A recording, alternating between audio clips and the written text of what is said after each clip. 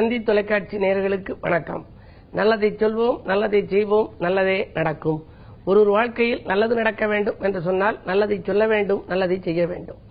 அந்த அடிப்படையில் இன்றைக்கு 10/3/2016 வியாழக்கிழமை உத்திரட்டாதி நட்சத்திரம் இரவு 8:34 வரை, பிறகு ரேவதி நட்சத்திரம்.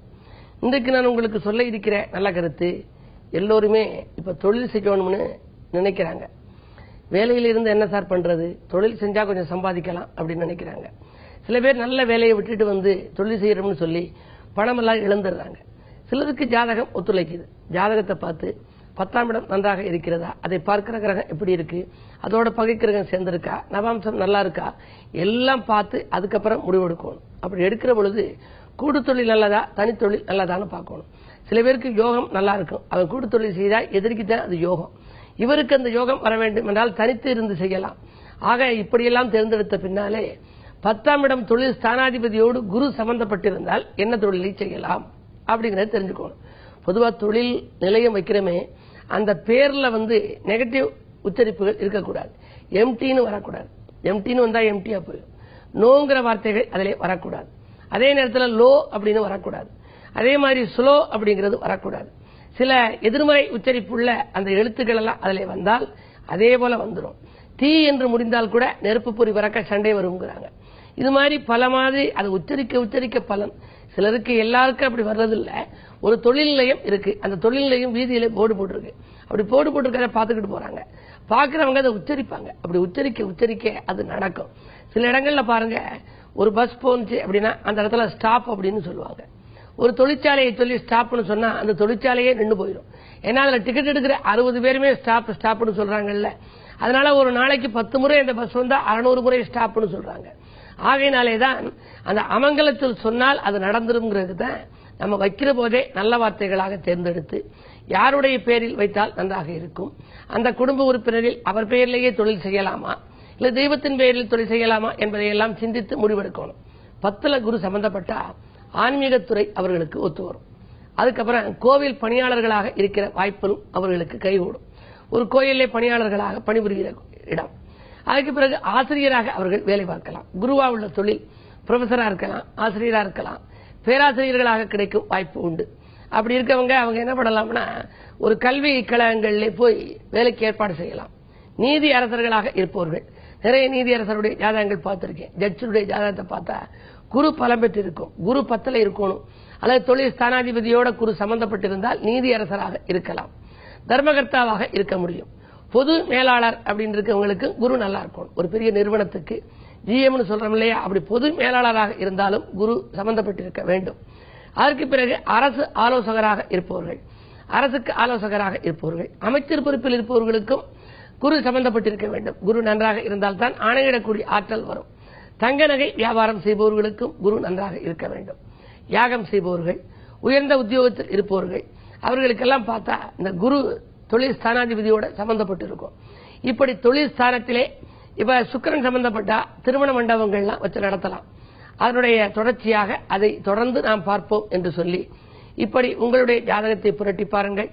வேலைக்கு இருக்கும் ஜாதகமா, தொழில் தொடங்கும் ஜாதகமா, அப்படி தொழில் தொடங்குவதாக இருந்தால் எப்பொழுது தொடங்கலாம், எந்த தசாபுத்தி காலத்தில் தொடங்கலாம், என்ன தொழில் தொடங்கலாம், யார் பெயரில் தொடங்கலாம், எப்படிப்பட்ட கூட்டு அமைத்துக் கொள்ளலாம் என்பதையெல்லாம் சிந்தித்து முடிவெடுத்தால் எதிர்காலம் உங்களுக்கு இனிமையாக இருக்கும் என்ற நல்ல கருத்தை தெரிவித்து இனி இன்றைய ராசி பலன்களை இப்பொழுது உங்களுக்கு வழங்கப் போகின்றேன்.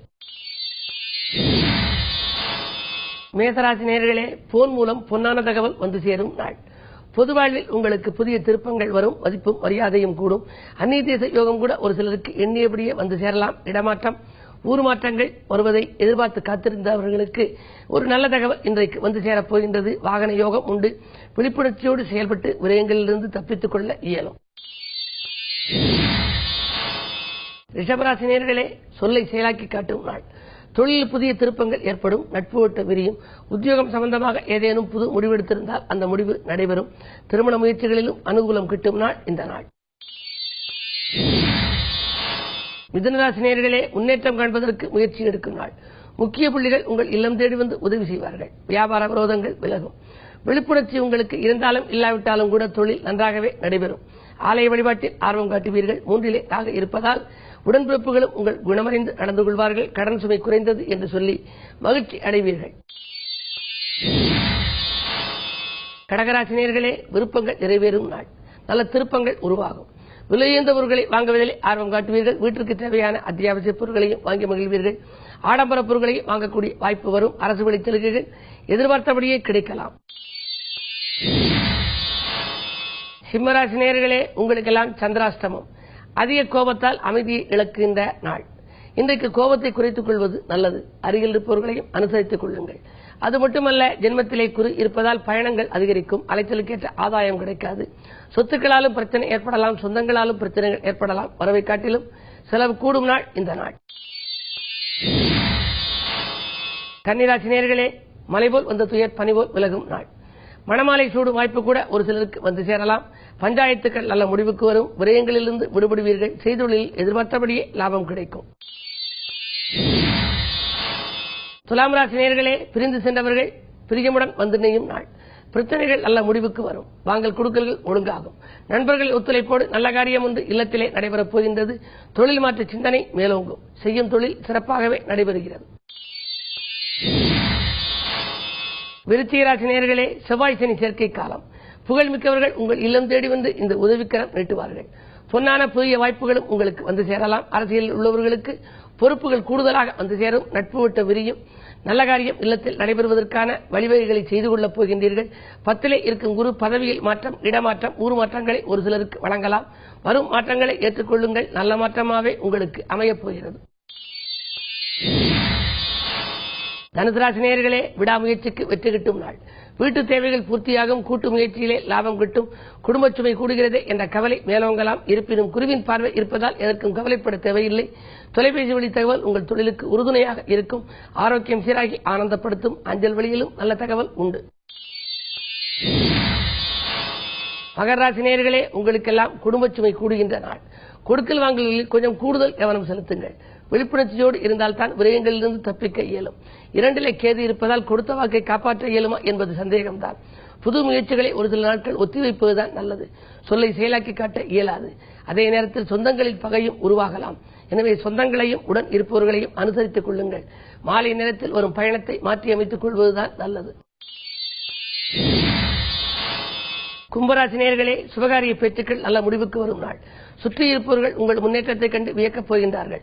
கல்யாண கனவுகள் நனவாகும். காசு பண புழக்கம் அதிகரிக்கும்.